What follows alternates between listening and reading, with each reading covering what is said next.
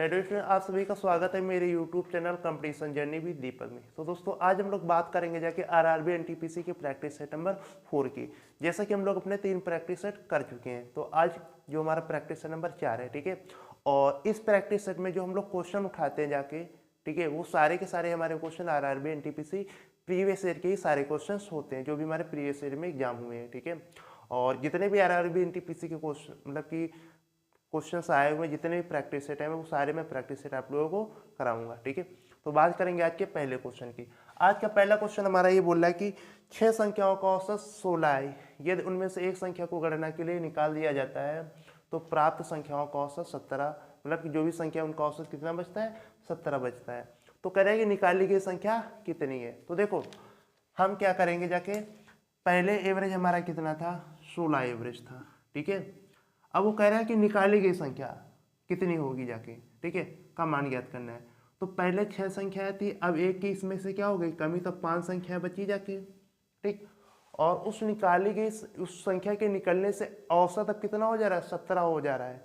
तो जब औसत पुराने से बढ़ जाता है तो जो निकाली गई संख्या हमेशा पुराने औसत से क्या होती है, कम होती है। अब कितनी कम होती है, जितनी अब संख्याएं बची हैं और जितने औसत की अब वृद्धि हुई, एक की वृद्धि हुई है, ठीक है। तो उससे गुणा करके जितनी संख्याएं बची हैं उनको घटा देंगे जाके, ठीक है। तो 16, 5 एक कम 5, 11 आ जाएगा। तो निकाली गई संख्या कितनी हो जाएगी जाके, जो निकाली गई संख्या हमारी हो जाएगी 11 हो जाएगी। तो ऑप्शन नंबर से क्या हो जाएगा, इस क्वेश्चन का राइट आंसर हो जाएगा। और ये क्वेश्चन हमारा आरआरबी एनटीपीसी सीबीटी 2022 में पूछा गया क्वेश्चन है, ठीक है। तो हम लोग बात करेंगे अपने अगले क्वेश्चन की। तो देखो अगला क्वेश्चन क्या कह रहा है, कह रहा है कि दिए गए वृत्त में व्यास AB को बढ़ी हुई जीवा CD से बिंदु P पर मिलाने के लिए बढ़ाया जाता है, ठीक है। यदि AP, CD और DP रेखाखंडों की लंबाइयां क्रमशः 18 सेंटीमीटर, 3 सेंटीमीटर और 9 सेंटीमीटर हैं तो वृत्त की लंबाई क्या होगी। तो देखो वो ये कह रहा है कि मान लो कि एक कोई वृत्त है, ठीक है ना, उसका कोई एक व्यास है, मान लो कि ए बी है, ठीक है। क्या कह रहे हैं कि वृत्त का व्यास ए बी है, ठीक है, ए बी, ठीक। और क्या बोल रहा है कि बढ़ी हुई जीवा सी डी से बिंदु बी पर मिलाने के लिए बढ़ाया जाता है। यहाँ पे कोई एक जीवा सी डी है, ये मान लो एक जीवा, यहाँ से मान लो जीवा सी डी है, जब इसको आगे बढ़ाया जाता है, ठीक है, बढ़ी हुई जीवा हो गई। और इस जब व्यास को ऐसे मिलाया जाता है तो ये एक दूसरे को कहाँ पर काटते हैं, बिंदु पी पर मिलते हैं, ठीक है। अब उसने तुमको क्या दे दिया, उसने ये दे दिया है कि जो हमारी ए पी है यहाँ से यहाँ तक, ठीक है, ये हमारी कितनी है, 18 है, ठीक है। और हमको उसने क्या दिया है, कह रहे सी डी और डी पी। तो जो हमको सी डी दी है उनको 3 दी है, और डी पी कितनी दी है, डी पी जो हमको दी है वो हमको 9 सेंटीमीटर, मतलब ये सब सेंटीमीटर में है, सेंटीमीटर। सी डी पी कितनी है, 9 सेंटीमीटर है। तो हमसे कह रहा है कि वृत्त का व्यास, ये जो वृत्त का व्यास है ये कितना होगा जाके, ठीक। तो देखो जो वृत्त का व्यास ए बी है उसकी गणना, देखो एक चीज होती है कि जब कोई भी दो जीवाएं, ठीक है, मान लो एक दूसरे को मतलब कहीं बाहर पे क्या करते हैं, काटती हैं, ठीक है। तो एक चीज याद रखना जाके कि जो बाह्य बिंदु P होता है वहां से हम लोग जो दूरियां लेते हैं, जैसे कि PD, ठीक है, और इंटू PC बराबर किसके होता है, PB इंटू PA के बराबर होता है, ठीक। ये कॉन्सेप्ट होता है कि PD इंटू PC बराबर PB इंटू P होता है। अब देखो यहाँ पे PD कितनी दी है, PD हमको दी है 9, और PC हमको कितनी दी है, PC हमको कितनी दी है, देखो 9 3 यहाँ टोटल कितनी हो जाएगी, 12 हो जाएगी। और PB हमको क्या करना है, मान लो हम PB यहाँ से निकाल लेंगे जाके, ठीक है। और जबकि हमको PA टोटल कितनी दी है, 18 दी है, ठीक। तो ये कितना हो जाएगा, 9 दूनी 18 हो जाएगा, और 2 से 6 कट जाएगा। तो PB कितनी आ गई, PB हमारी आ गई जाके 6। मतलब अगर ये हमारी 6 है, 6 सेंटीमीटर है, ठीक। तो अगर ये टोटल 18 है और ये 6 है तो ये कितनी बचेगी जाके, 12 ही तो बचेगी ना, ठीक। तो ये हमारा क्या हो गया, टोटल व्यास। हमसे कह रहा है वृत्त की त्रिज्या, तो वृत्त की जो त्रिज्या होती है व्यास की आधी होती, कितनी आ जाएगी, 6 सेंटीमीटर आ जाएगी, ठीक है। बस आपको ये कॉन्सेप्ट याद रखना है जाके। ठीक। तो और एक मैं 2-3 और कॉन्सेप्ट यहाँ बता रहा हूँ, जैसे कि अगर कोई वृत्त होता है, ठीक है, अगर उसमें दो जीवाएं, मान लो कोई भी दो जीवाएं हैं, एक दूसरे को अंतः प्रतिच्छेद मतलब कि वृत्त के अंदर ही काटती हैं, ठीक। तो मान लो ये कोई जीवा ए बी हो गई और ये कोई जीवा सी डी हो गई, और ये एक दूसरे को बिंदु पी पर क्या कर रही हैं, काट रही हैं, ठीक है। तो यहाँ से एक ये रिलेशन बनता है कि जो P A into P B, ठीक है ना, P A into P B बराबर P C into P D, ये होता है एक, ये रिलेशन याद रखना, ठीक है। और ये जब यहाँ पे बाहर काटते हैं, ठीक, तो जब यहाँ पे इसी तरीके दोनों जीवाएं, मान लो क्योंकि व्यास भी तो एक जीवा ही होती है, और ये जब कहीं बाहर बिंदु पर एक दूसरे को प्रतिच्छेद या काटते हैं, तो यहाँ से क्या होता है कि P D into P C और P B into P A, ये क्या होता है, बराबर होता है, ठीक। तो एक चीज और है, ठीक है ना। चलो जब कोई दूसरा क्वेश्चन ऐसा ही है, वहाँ पे कुछ कॉन्सेप्ट हम लोग क्लियर कर लेंगे। तो इस क्वेश्चन को जो राइट आंसर हो जाएगा ऑप्शन नंबर सी, क्या हो जाएगा, option number A right answer हो जाएगा। और ये क्वेश्चन हमारा आरआरबी एनटीपीसी सीबीटी फर्स्ट 2021 से पूछा गया क्वेश्चन है। तो बात करेंगे हम लोग अपने अगले क्वेश्चन की। तो अगला क्वेश्चन देखो हमारा क्या कह रहा है, अगला क्वेश्चन ये बोल रहा है कि 84, ठीक है ना। अगला क्वेश्चन हमारा बॉडमॉस का क्वेश्चन कह रहे हैं कि 84, ठीक है ना, डिवाइड 32 गुणे 8 माइनस 15 डिवाइड 8 गुणे 19 माइनस 35 का मान ज्ञात कीजिए। और ये हमारा question RRB NTPC CBT first, CBT मतलब कि 2022 में पूछा गया क्वेश्चन है, ठीक है।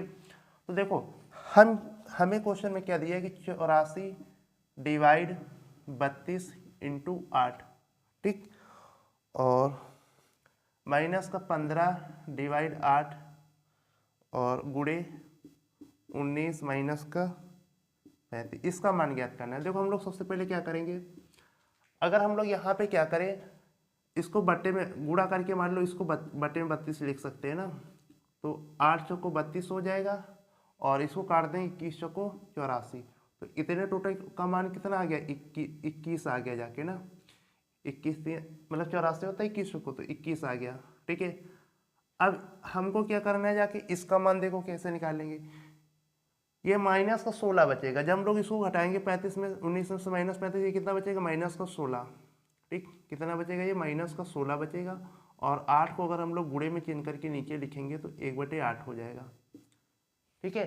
तो 8 दूनी 16 हो जाएगा, और माइनस का 2 माइनस का 15 कितना हो जाएगा, ये हमारा हो जाएगा प्लस का 30, गुणा है ना, प्लस का 30 हो जाएगा। तो टोटल ये कितना आ जाएगा, टोटल ये हमारा 51 आंसर आ जाएगा, ठीक। तो इस क्वेश्चन को जो राइट आंसर होगा क्या होगा, 21 हो जाएगा, ठीक है। ऑप्शन नंबर सी क्या हो जाएगा, इस क्वेश्चन का राइट आंसर हो जाएगा, ठीक है। तो हम लोग बात करेंगे अपने अगले क्वेश्चन की। तो देखो अगला क्वेश्चन हमारा क्या कह रहा है, अगला क्वेश्चन जो हमारा है, अगला क्वेश्चन कह रहा है कि 170 रुपए में एक वस्तु को बेचने पर एक व्यक्ति को 15% की हानि हुई, ठीक है। 10% का लाभ कमाने के लिए उस व्यक्ति को किस कीमत पर वस्तु को बेचना चाहिए, ठीक है ना। देखो जब वो 170 रुपए में वस्तु को बेचता है तो उसको 15% की क्या होती है, हानि, मतलब कि वो वस्तु को 85 में बेचता है, तो 85% की वैल्यू कितनी दी है, 170 रुपए दी है, ठीक है। अब वो क्वेश्चन में ये बोल रहा है कि 10% का लाभ कमाने के लिए उसको वस्तु को किस कीमत पर बेचना चाहिए। 10% का लाभ कमाना तो उसको वस्तु को 110 में बेचना पड़ेगा परसेंट पे। तो परसेंट से परसेंटेज यहाँ हमारा कैंसिल हो जाएगा, और 17 5 85 और 17 एकम 17 5 दूनी 10, और 110 का दोगुना करोगे 220 आ जाएगा। तो उस वस्तु का जो विक्रय मूल्य होगा 10% का लाभ प्राप्त करने के लिए कितना होगा जाके 220 रुपए, ठीक है। और ये क्वेश्चन हमारा आरआरबी एनटीपीसी सीबीटी फर्स्ट 2021 में पूछा गया क्वेश्चन है। तो इस क्वेश्चन का राइट आंसर क्या हो जाएगा, ऑप्शन नंबर सी हो जाएगा। इसी तरीके से हम लोग बात करेंगे अपने अगले क्वेश्चन की। अगला क्वेश्चन ये कह रहा है कि एक त्रिभुज की भुजाओं का अनुपात 3:4:5 है, तो यह किस प्रकार का त्रिभुज है, ठीक है ना। तो देखो हमको जो भुजाओं का अनुपात दिया है, ठीक है ना, क्वेश्चन में जो हमको भुजाओं का जो रेशियो दिया है वो कितना दिया है जाके 3:4:5 दिया है, ठीक है। अब हमसे उसने पूछा है कि यह त्रिभुज किस प्रकार का है, कि मतलब कि समकोण त्रिभुज है, न्यून कोण त्रिभुज है, ठीक है, कि अधिक कोण त्रिभुज है, ठीक। तो ये चीज पूछ रहा है। देखो अगर हम लोग यहाँ से एक चीज़ देखें, क्योंकि इस क्वेश्चन में तो कुछ भी नहीं करना, एक ही यहाँ से देखो कि ये ट्रिपलेट बनना है, ठीक है ना। 3 4 5 क्या होता है, एक ट्रिपलेट, और ट्रिपलेट हमेशा किस में लगता है, मतलब कि राइट एंगल ट्रायंगल में लगता है, समकोण त्रिभुज में। तो अगर हम लोग, आपको ट्रिपलेट पता है तो आप इसका ऐसे डायरेक्ट क्वेश्चन कह सकते हो कि क्या कौन सा त्रिभुज है, राइट एंगल ट्रायंगल है, मतलब कि ये समकोण त्रिभुज है, ठीक है ना। ये कैसा त्रिभुज है, समकोण त्रिभुज है। तो ऑप्शन नंबर ए क्या हो, इस क्वेश्चन का राइट आंसर हो जाएगा, ठीक है। लेकिन अगर यहाँ पे मान लो हमको ट्रिपलेट ना दिया होता तब हम चीज़ों को कैसे कहते हैं। तो देखो एक चीज़ याद रखना, मैं सीधा कॉन्सेप्ट इस चीज़ का बता दूंगा आज के बाद, फिर आपको कभी मतलब कि ये नहीं, ऐसा क्वेश्चन छूटेगा नहीं कि मतलब कि अगर त्रिभुज का प्रकार पूछ दे। देखो अगर मान लिया कि 3 भुजाएं हैं ए बी सी, ये क्या है, मान लो 3 भुजाएं दी है, ठीक है। और हमसे क्वेश्चन में क्या कह रहा है कि अगर हमें कोई त्रिभुज का हमसे प्रकार पूछ दिया, ठीक है, और हमने ये मान लिया कि सी क्या है, हमने ये मान लिया कि सी क्या है, सबसे बड़ी भुजा मान ली हमने, ठीक है ना। सी को हमने क्या मान लिया, सबसे बड़ी भुजा मान लिया, ठीक। तो अब ए और बी क्या होंगी, जाके दोनों छोटी भुजाएं होंगी ना। तो यहाँ से 3 पॉइंट हम लोग निकाल सकते हैं कि अगर शेष 2 छोटी भुजाओं के वर्गों का योग, अगर शेष 2 छोटी भुजाओं के वर्गों का योग अगर बड़ी भुजा के वर्ग से क्या है, बड़ा है, तो एक कैसा त्रिभुज होगा जाके, ठीक, वो हमेशा न्यून कोण त्रिभुज होगा। कैसा त्रिभुज होगा जाके, न्यून कोण त्रिभुज होगा जाके, मतलब कि वो अक्यूट एंगल होगा जाके, ठीक है ना, अक्यूट ट्रायंगल होगा जाके, ठीक है ना। अब देखो दूसरा पॉइंट ये याद रखना जाके कि अगर शेष 2 छोटी भुजाओं के वर्गों का योग, शेष 2 छोटी भुजाओं के वर्गों का योग, ठीक है ना, वो क्या बराबर है बड़ी भुजा के वर्ग के, तो वहां पे क्या हमेशा बनेगा, वहां पे हमेशा बनेगा जाके समकोण त्रिभुज बनेगा। क्या बनेगा जाके, समकोण त्रिभुज बनेगा, जिसे हम लोग क्या कहते हैं, राइट एंगल ट्रायंगल कहते हैं। क्या कहते हैं, राइट एंगल ट्रायंगल कहते हैं, ठीक है ना। तो ये चीज याद रखना जाके, ठीक। और तीसरा पॉइंट ये याद रखना जाके कि अगर शेष 2 छोटी भुजाओं के वर्गों का योग, शेष 2 छोटी भुजाओं के वर्गों का योग बड़ी भुजा के वर्ग से क्या है, छोटा है, तो वहां क्या बनेगा जाके, वहां पे बनेगा जाके अधिक कोण त्रिभुज। क्या बनेगा जाके, अधिक कोण त्रिभुज बनेगा, मतलब कि ऑप्टिज एंगल ट्रायंगल बनेगा जाके, ठीक है ना। तो ये हो गया जाके कॉन्सेप्ट, ठीक है ना। अगर हमको मान लो ट्रिपलेट ना देता तो हम लोग चीज़ों को ऐसे करते, ठीक है। तो हम लोग चेक कर सकते हैं, मान लो हमें ट्रिपलेट नहीं पता है, ठीक है। देखो अगर ट्रिपलेट बनेगा तो वो हमेशा राइट एंगल ट्रायंगल, क्योंकि राइट एंगल ट्रायंगल में ट्रिपलेट बनता है, ठीक है। अगर हम लोग मान लो यहाँ ट्रिपलेट ना होता तो हम देखते कि 5 क्या है, बड़ी भुजा है, ठीक है। तो बड़ी भुजा का वर्ग कितना होगा जाके, 25 होगा, और से 2 छोटी भुजाएं हैं, इनके वर्गों का योग, इसका वर्ग कितना हो जाएगा, 9 हो जाएगा, और इसका वर्ग कितना हो जाएगा, 16। तो ये कितना हो जाएगा, इसका योग कितना आ जाएगा, 25 आ जाएगा, ठीक है। और जबकि ये बड़ी भुजा के इसका वर्ग कितना होगा, 25। तो अगर इनका योग देखिए तो इसके बराबर नहीं है। तो यही तो कह रहा है कि अगर तो छोटी भुजाओं के वर्गों का बड़ी भुजा के वर्ग के बराबर है तो कैसा त्रिभुज, समकोण त्रिभुज, मतलब कि राइट एंगल ट्रायंगल होता है जाके, ठीक है। तो ये हो गया जाके इस क्वेश्चन का कॉन्सेप्ट। हम लोग ऐसे करेंगे जब हमको ट्रिपलेट नहीं पता होगा या हमें ट्रिपलेट ना दिया हो। तो इस क्वेश्चन को जो right answer option number A हो जाएगा। और ये हमारा क्वेश्चन आरआरबी एनटीपीसी सीबीटी 2020 में पूछा गया क्वेश्चन है, ठीक है। तो एडवांस मतलब देखो अगर हम लोग एडवांस की चीज़ें पढ़ेंगे जाके तो कोई क्वेश्चन आएगा तो हम लोग उसका कॉन्सेप्ट भी मतलब जो भी 2-4 पॉइंट मतलब हर क्वेश्चन में सीख लेंगे जाके। अब हम लोग बात करेंगे अपने अगले क्वेश्चन। कह रहा है कि किसी ठोस शंकु का आयतन 96 पाई सेंटीमीटर क्यूब है और उसकी ऊंचाई 8 सेंटीमीटर है, तो उसका संपूर्ण पृष्ठीय या पूर्ण पृष्ठीय क्षेत्रफल ज्ञात कीजिए। देखो हमें शंकु का आयतन कितना दिया है, 96 पाई दिया है। कितना दिया है जाके, 96 पाई, ठीक है। अच्छा शंकु का आयतन होता है कितना है, 1/3 पाई आर स्क्वायर एच होता है, जबकि एच हमको कितना दिया है, एच हमको दिया जाके 8 सेंटीमीटर, ठीक। तो अगर हम लोग यहाँ से आर निकाले तो पाई से पाई कैंसिल हो गया, ठीक है। और 12×8 96 और 12×3 36 आर स्क्वायर, तो आर बराबर कितना आ जाएगा, 6 सेंटीमीटर आ गया।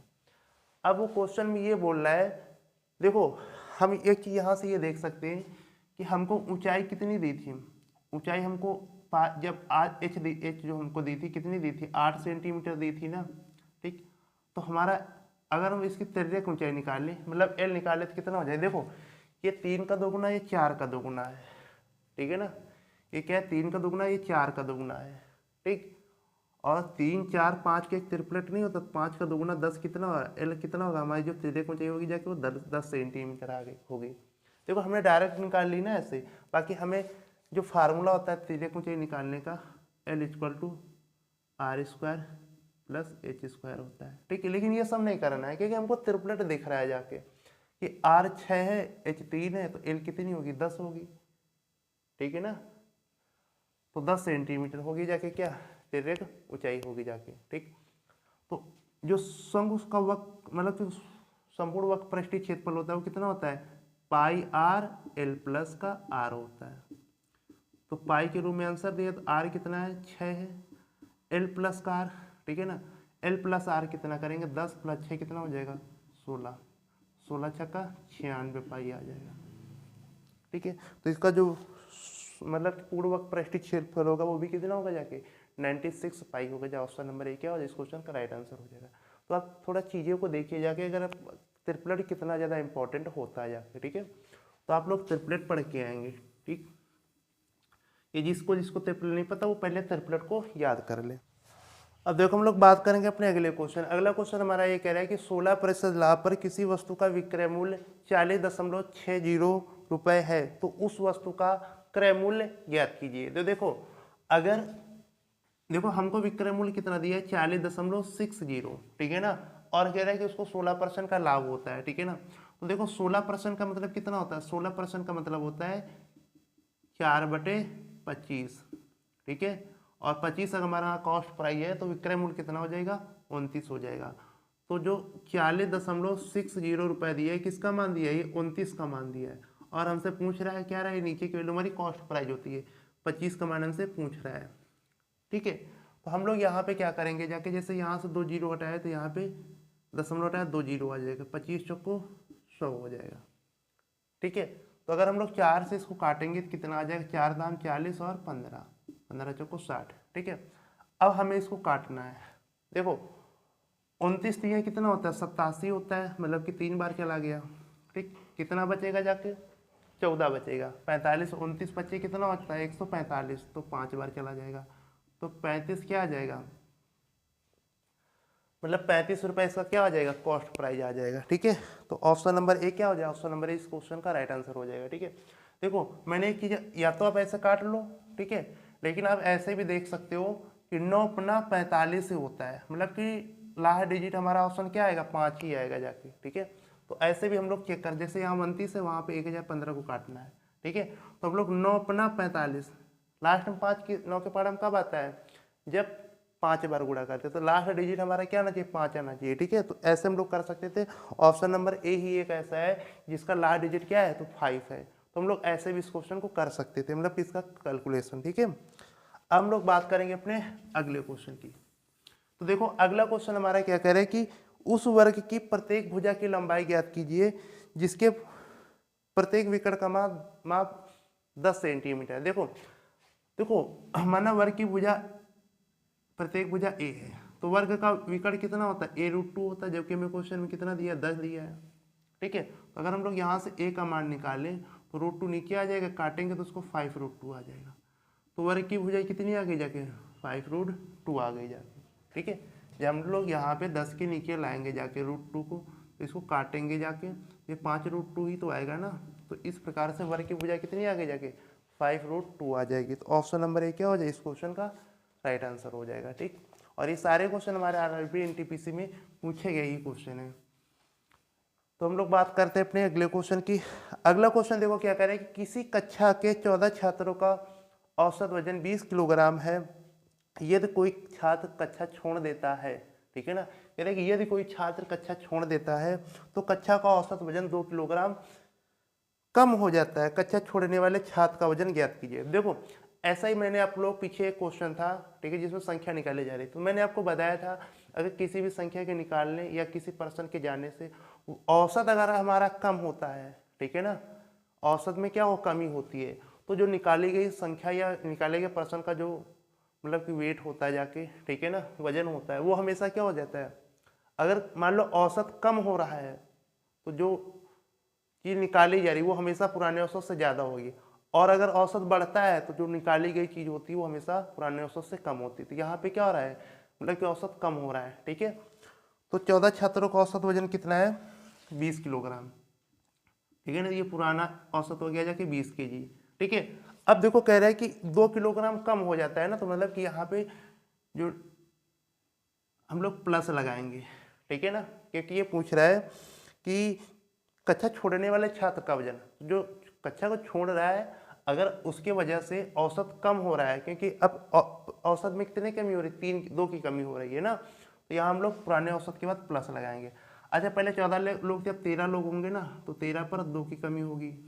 ठीक, मतलब कि 13 दूनी 26 20 46।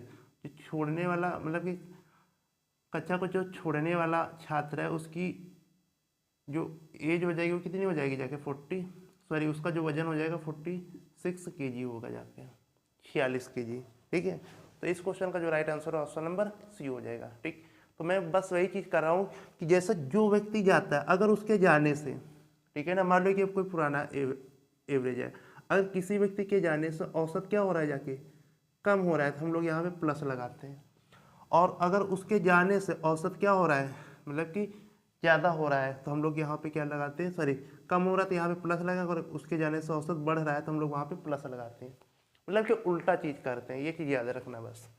ठीक, अब हम लोग बात करेंगे अपने अगले क्वेश्चन की।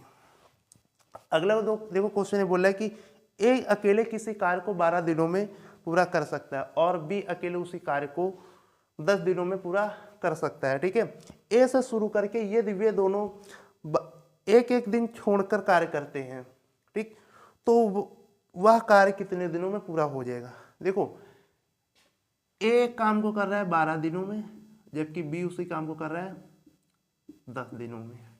ठीक है, अब इनका एलसीएम हम लोग ले लेंगे, वही हमारा टोटल काम हो जाएगा। 12 10 का एलसीएम 60 हो जाएगा, हमारा क्या हो गया, टोटल वर्क हो गया। ए की इफिशियंसी निकले 12 पंचे 60, बी की इफिशियंसी निकलेंगे तो 10 60 6 आ जाएगी। ठीक, एक दिन के मतलब ए के कार्य करने की क्षमता कितनी हो जाएगी, 5 हो जाएगी, जबकि बी की एक दिन के कार्य करने की क्षमता कितनी हो जाएगी, 6 हो जाएगी। अब देखो वो कह रहा है कि कार्य को शुरू कौन करता है, ए शुरू करता है, और दोनों एक एक दिन बारी बारी कार्य करते हैं। तो हम लोग क्या निकालेंगे, मान लो कि पहले दिन ए आया, वो 5 की क्षमता 5 कार्य करेगा। ठीक है, अब जब दूसरे दिन बी आया, ठीक है ना, अब वो 6 की क्षमता से कार्य करेगा। तो यहाँ से क्या निकल के आया जाके 2 दिन का कार्य कितना हो गया, 11 काम हो गया। हमें जानना कहाँ तक, हमें 60 काम टोटल करना है। ठीक, तो कितने का मल्टीपल किया जाए यहाँ पे कार्य में कि 60 के पास पहुँचे, तो 5 का गुणा करेंगे तो 55 कार्य हो जाएगा।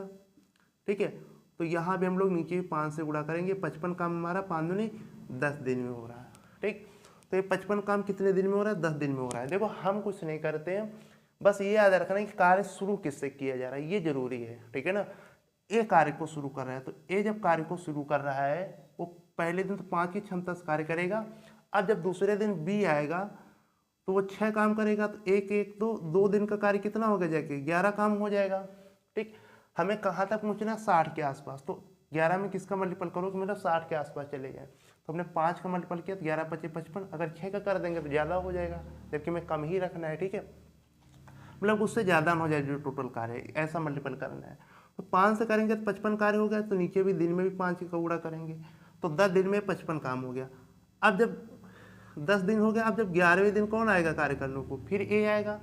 ठीक है, तो अब वो कितना काम करेगा, 5, तो 60 काम हो गया जाके, और 10 है 11 दिन में, तो 11 दिन में वो क्या कर लेंगे, उस काम को कर लेंगे। देखो ये सब मैंने समझाने के लिए लिखा है, बाकी आप खुद ही यहाँ से ऐसे आराम से कर सकते हैं। ठीक है, कोई ये नहीं मतलब इतना ज़्यादा वहाँ पे आपको करना है, बस वो समझाने के लिए इतने स्टेप लिख दिए गए हैं। तो 11 दिन में कार्य क्या हो जाएगा, खत्म हो जाएगा। ऑप्शन नंबर डी क्वेश्चन क्या हो जाएगा, राइट आंसर हो जाएगा। ठीक, तो हम लोग बात करते हैं अपने अगले क्वेश्चन की। तो अगला क्वेश्चन देखो हमारा क्या कह रहा है कि 9800 रुपये की धनराशि, ठीक है, को 10% वार्षिक ब्याज की दर पर 1 वर्ष के लिए निवेशित किया गया। ठीक है, जिस पर ब्याज की गणना अर्धवार्षिक चक्रवृद्धि आधार पर की जाती है। वर्ष के अंत में देय ब्याज कितना होगा। देखो रेट हमको कितने दिए, 10%। ठीक है, रेट तो हमको 10% दिए, लेकिन ब्याज वो कह रहे हैं कि अर्धवार्षिक, तो रेट कितनी हो जाएगी, 5% हो जाएगी। ठीक, अर्धवार्षिक के लिए हम रेट को क्या कर देते हैं, आधा कर देते हैं। तो 5% की दर से 2 साल का जो चक्रवृद्धि ब्याज होगा वो 10.25% होता है। देखो ये फिक्स होता है, ठीक है ना। 5% का 2 साल का चक्रवृद्धि ब्याज याद रखो कि 10.25% होता है। 3 साल का चक्रवृद्धि ब्याज 15.7625% होता है। ठीक, तो 5%, 10%, कुछ कई सारी मतलब परसेंटेज ऐसी हैं जिनका तो आपको याद ही होना चाहिए। ठीक है, अगर नहीं याद है तो आप इसको ए बी रूल से निकाल सकते हैं। ए प्लस बी, ए बी अपान में 100। तो हम लोग जब यहाँ 5 को 2 बार लिखेंगे 10 हो जाएगा, और प्लस 5 × 5 और बटे 100 करेंगे तो मतलब 25, 0.25 आ जाएगा। ठीक है ना, तो ये कितना आ जाएगा 10.25%। ये ऐसे निकाला जाता है ए बी रूल से 2 साल के लिए। ठीक, तो हमसे ये इसकी वैल्यू पूछ रहा है, जो कि हमें क्वेश्चन में 9800 रुपया दिया है। ये मतलब कि दी गई धनराशि है ना, तो ये 100 का मान है। जो मूलधन होता है हमारा वो क्या होता है, हमेशा 100 का मान होता है। देखिए हमसे क्वेश्चन में कितना पूछ रहा है, 10.25 का मान। परसेंटेज से परसेंटेज कैंसिल हो जाएगा। ठीक, क्योंकि ये भी नीचे 100% होता है। अब देखो हम लोग कैसे करेंगे, यहाँ से दशमलव हटाया। ठीक, तो ये 2 जीरो हमारे कैंसिल हो गए। ठीक है, हम लोग इसको अगर 25 से काटे तो 25 चौको 100। अब इसको 25 से काटेंगे तो 25 चौको 100, 25 से कम 25। अब इसको 2 से काट दे, इसको 2 से काटा 49। ठीक है, हम लोग क्या कर सकते हैं कि इसका अगर हम लोग गुणा करें, 49 से कम 49 हो जाएगा, 9 आ जाएगा, हासिल 4। ठीक, 49 चौको 96 होता है, और 96 हासिल 4 कितना हो जाएगा, 49 चौको 196 होता है, और हासिल 4 से कितना हो जाएगा, 200 हो जाएगा। 2009 बटे 2 काटेंगे तो कितना आ जाएगा, 1004.5 आ जाएगा। 2009 का आधा कितना हो जाएगा, 1004.5। तो 1004 पॉइंट क्या हो जाएगा, ब्याज हो जाएगा जाके 2 साल का। ठीक है, तो ऑप्शन नंबर बी क्या हो जाएगा, इस क्वेश्चन का राइट आंसर हो जाए। कुछ रेट होती है वो आप लोग पता होनी चाहिए, जैसे कि अगर मैं लिखूं जैसे 10% का 2 साल का जो चक्रवृद्धि ब्याज होता है, ठीक है, वो कितना होता है जाके 21% होता है। ठीक है, और मतलब 10% की रेट से। ठीक है, और हम अगर 10% का 3 साल का निकालें, ये याद रखना जाके ये होता है 33.1%। ठीक है, और ऐसे 5% की रेट से निकालना जाके 2 साल का होता है 10.25%, और 5 साल की रेट से अगर हम लोग 3 साल का देखें चक्रवृद्धि ब्याज कितना होता है जाके 15.7625% होता है। ठीक है, तो जब भी कोई क्वेश्चन आएगा जो चीज़ें मतलब कि ज़्यादा इंपॉर्टेंट है तो मैं 1-2 पॉइंट एक्स्ट्रा लिख दिया करूँगा। ठीक है, अगर हम लोग एक ही क्वेश्चन में सारे पॉइंट लिखेंगे जाके तो मतलब कि 5-6 क्लासों में मतलब कि पूरी क्लास की जो टाइम है वो कंज्यूम हो जाएगा। ठीक है ना, इसके लिए बस 2-2, 4-4 पॉइंट ही पढ़ा करेंगे। अब लोग बात करेंगे अपने अगले क्वेश्चन की। अगला क्वेश्चन हमारा आरआरबी एनटीपीसी सीबीटी फर्स्ट 2021 में पूछा गया क्वेश्चन है। क्वेश्चन में ये बोल रहा है कि एक मिश्रण की 85 लीटर मात्रा में दूध और पानी का अनुपात 27:7 है। ठीक है, उसमें कितना पानी और मिलाया जाए ताकि नए मिश्रण में दूध और पानी का अनुपात कितना हो जाएगा, 3:1 हो जाए। ठीक है, तो यहाँ देखो पानी और दूध और पानी का अनुपात है ना, तो मिल्क और वाटर का जो रेशियो है, ठीक, वो देखो कितना दिया है, 27:7 दिया है। ये मतलब कि ओल्ड मतलब कि पुराना रेशियो मिल्क और वाटर का।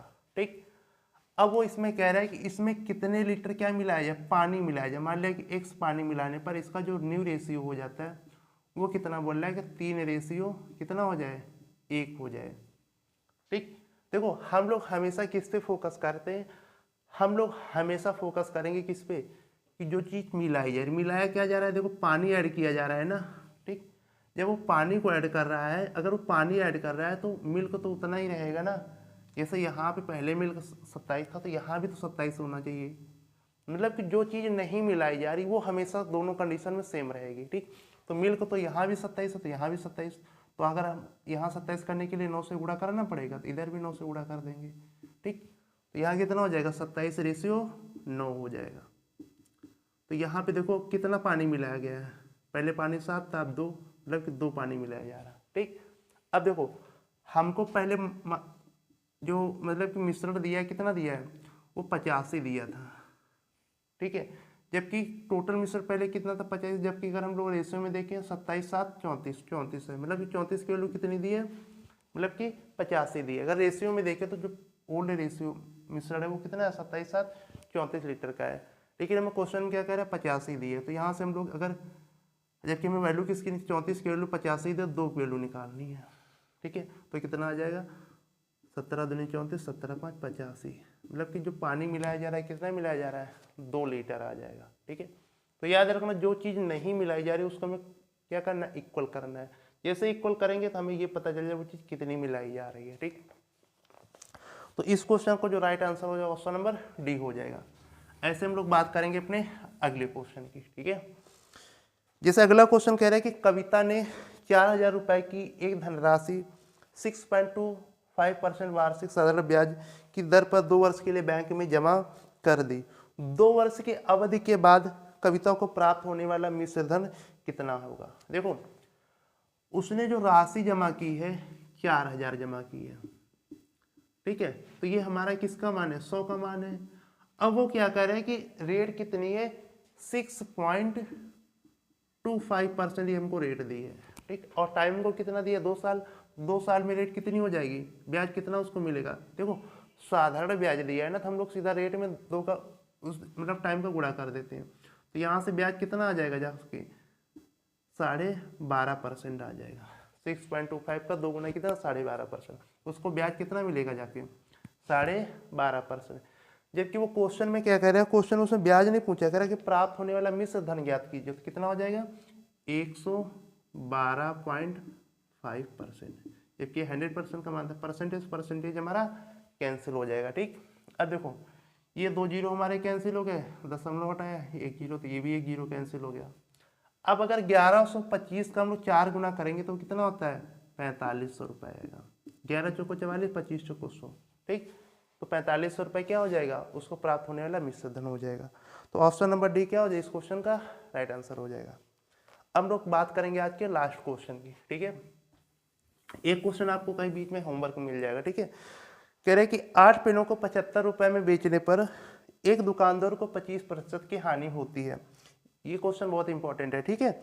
कह रहे कि 24% लाभ प्राप्त करने के लिए उसे 372 रुपये में कितने पेन बेचने चाहिए। देखो एक कॉन्सेप्ट होता है, जाके जब ऐसा क्वेश्चन पूछे कि P1 अपान में Q1 और 100 प्लस माइनस P1% मतलब प्रॉफिट पहले कंडीशन का, और या फिर अथवा L1% लॉस, ठीक है, इक्वल टू P2 बटे में Q2 और 100 प्लस माइनस P2% प्रॉफिट मतलब दूसरी कंडीशन का प्रॉफिट, और मतलब अथवा L2% मतलब दूसरी कंडीशन की हानि, ठीक। ये होता है क्योंकि यहाँ पे P1 क्या होता है पहली कंडीशन का मतलब कि जो इतने रुपए में मूल्य हो जाएगा, ठीक है, विक्रय मूल्य। और Q1 क्या होता है पहली कंडीशन में मतलब वस्तुओं की संख्या, और Q2 क्या होता है दूसरी कंडीशन वस्तुओं की संख्या। तो जैसे क्वेश्चन में कह रहे हैं कि 8 पेनों को 75 रुपये में बेचने पर, तो P1 कितना दिया 75 दिया है, कितने पेन है 8 पेनों मतलब कि 8 वस्तुओं को, तो 8 Q1 का मान दिया है, ठीक है। फिर कह रहे कि सॉरी 8 पेनों मतलब पेनों की संख्या कितनी दी है 8 पहली कंडीशन में। अब लाभ उसको 25% की हानि होती है ना, तो हम लोग यहाँ पे जब लॉस लिखते तो ये माइनस वाला चिन्ह उठाते, तो 100 माइनस 25 कितना हो जाएगा 75 हो जाएगा। ऐसे ही दूसरी कंडीशन में जो उसको प्राइस दिया है विक्रय मूल्य कितना दिया है 372 रुपये, और दूसरी कंडीशन हमसे Q2 पूछ रहा है, ठीक। कह रहे कि 24% का लाभ प्राप्त करने के लिए उसको कितनी वस्तुओं को बेचना होगा। Q2 क्या है दूसरी कंडीशन में वस्तुओं की संख्या, 24% उसको लाभ प्राप्त करना है ना, आपकी लाभ है तो हम लोग प्लस लेंगे और प्लस का चिन्ह लेंगे, तो इतने 124 हो जाएगा। ये 124 3 72, 124 का कितना है 3 गुना है, ठीक है। यहाँ 75 से 75 कट जाएगा, Q2 इधर आ जाएगा, Q2 बराबर 8 3 24, मतलब कि उसको अगर 24% का लाभ प्राप्त करना है तो उसको 372 रुपये में 24 वस्तुएं मतलब 24 पेन बेचने पड़ेंगे, ठीक है। तो ये होता है ऐसे क्वेश्चन को करने का कॉन्सेप्ट है।